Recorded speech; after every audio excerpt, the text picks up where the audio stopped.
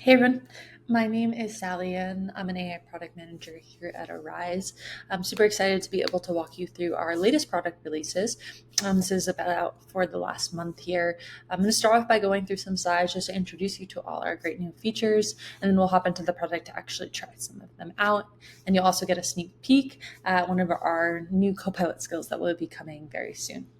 So with that, let's jump into it. The first release I want to introduce you all to is Filters History. So our filters dropdown did get a little bit of a facelift as well, but I think the main thing to call out here is this introduction of history. So we will store all previous filters used by a user, and then you can easily access them from that filter dropdown to reuse for future queries. So this is a super powerful way to save any of those analyses that you do maybe on the daily so that you don't always have to type in the filters each and every time. The next one I want to show off is custom metrics Copilot. So we do support custom metrics in our platform using our Arize QL language, but we hear all the time from customers, well, how can I convert this metric? Or it's tricky to understand the syntax. Well, now Copilot can write the custom metric for you. So all you need to do is type in natural language or drop in some existing code, and Copilot's going to convert that to an Arize custom metric. So super easy to use. We'll get a closer look at this one a little bit later on. Next one we have here is another Copilot skill. So this is for embedding summarization. Embeddings are a really great way to understand patterns in, unstructured data like images or text, but it still requires quite a bit of manual workflow to actually get insights out of those clusters. So with the introduction of this embedding summarization skill, you can just simply select one of the surface clusters or use the lasso tool to select some points, and Copilot's going to get that data and actually generate a summary of those patterns that it found. So this is super helpful for any of those unstructured workflows because Copilot's going to do all of that heavy lifting for you. Next up, we have run once in tasks. So tasks are a way that you can run online evals within the Arize platform. And previously they just ran on incoming data. But with the addition of run once, you're actually able to run a task on existing data within a project. So you can process historical data so that to apply that, evaluation label. So it's really easy to use. If you're in the task model here, we have this new schedule run section.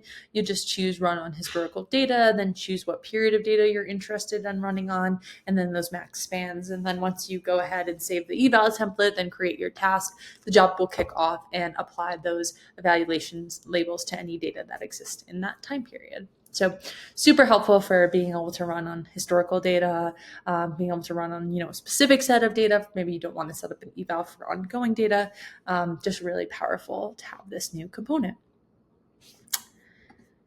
Next section here, function calling replay in the playground. This one is super duper powerful for anybody who's working with agents. So with agents, you have a router and a bunch of functions that it's going to call. Well, previously there was no real way to really test that. But with this addition to our playground, you can actually instrument all your function calls on your LLM span and go right into the playground. All of those function definitions will show up there for you. And then you can just begin testing your router to see if it can call the right function. So you're able to optimize and test all within the playground now with this addition here. Of course, if you don't maybe have your tools instrumented or maybe you're adding new tools, you can actually paste that JSON. It's just that the basic like OpenAI structure tool calling. Next one here, if you joined us for like one of our last product webinars, we introduced experiment visualizations on our experiment page. Well, now we've actually brought some of those visualizations to dashboards so you can visualize experiment results all within your other visualization. So if you have something like your agent's tracking dashboard, you can actually add experiments to that as well. This is another thing we'll check out a little bit in the platform here. So all of the features we've covered so far have been all for generative use cases, but we do have actually a new product release for the ML side of the house, and that's going to be local explainability. So we now provide both the table view and a waterfall style plot for per prediction shop values. So now you can go to our table view, click into an individual row, and you'll be able to see exactly what those most important features are and get this great little visualization. So you can really understand which features impacted the prediction for, a given prediction ID. So that's a little bit of a run through of all of our features. I'm now going to hop into the platform and actually show you all how some of these work. So first off, let's just go to our tracing page here. We can see here that facelift that the query filter dropdown now has. You still have your query filter syntax. You still have AI search with a little bit of an upgrade of new buttons.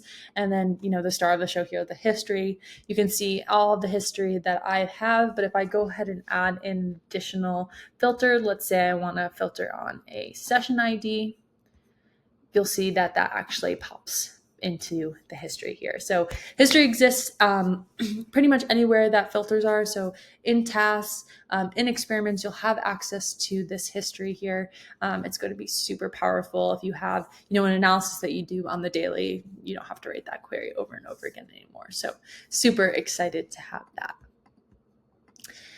The next one I want to show off here is the custom metric skills. So again, I think this is going to be super powerful for just quickly creating your metrics. You no longer need to master our syntax. You can just use natural language to do it. So say, for example, I was interested in wanting to get some costs.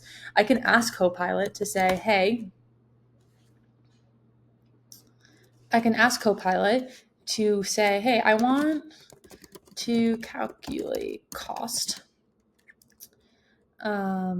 My per token cost is, let's just say it's super expensive. It's 25 cents here. I can go ahead and send that to Copilot. You can see here, it's pulling in the token count.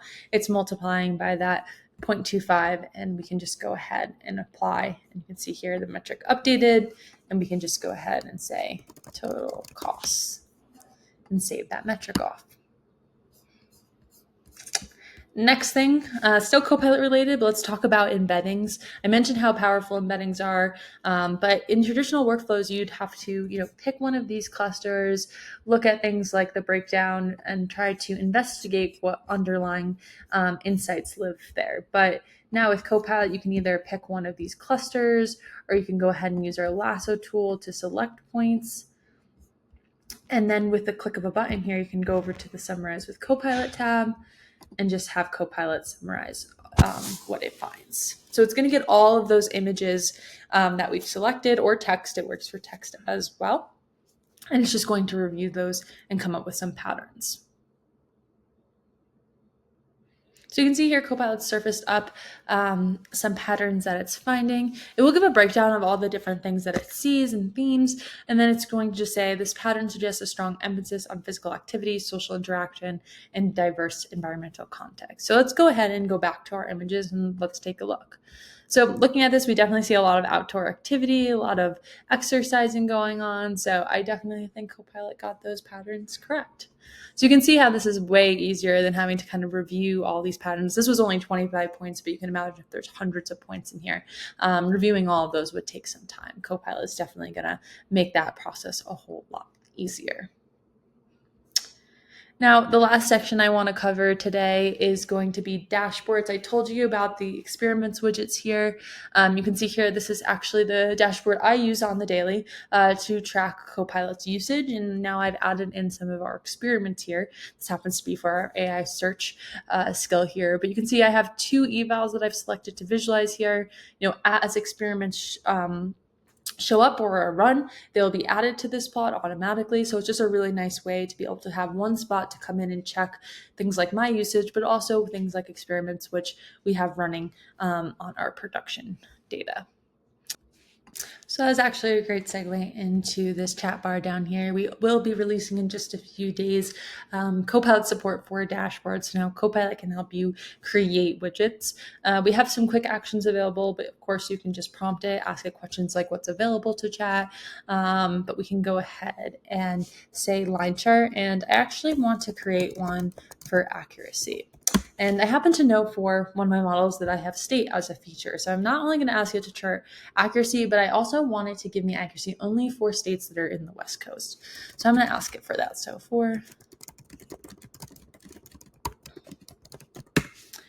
we can go ahead and send that off to Copilot. It first is going to ask for a model, so we can go ahead and select that now, and then Copilot's going to start thinking. So you can see here that it's generated this accuracy for West Coast states, and we do have the JSON available, so you can go ahead and actually take a look. And you can see here that it did successfully get those West Coast states. And then once it's to your liking, you can just go ahead and add to dashboard.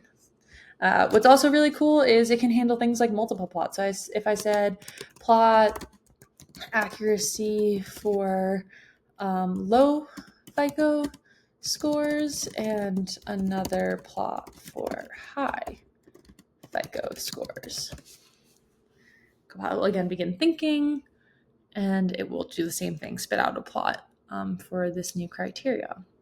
And you can see here again, it can do both of those plots. We can take a look at the JSON. You can see it got that FICO score less than and greater than 600. It came up with names, and we can go ahead and add that to the plot as well. So super powerful tools. Be on the lookout for releases on this in the next day or so. Super excited to have everyone try out all of these new features. Let us know if you have any questions, comments, or concerns, and we'll see you on the next one. Thanks, everyone.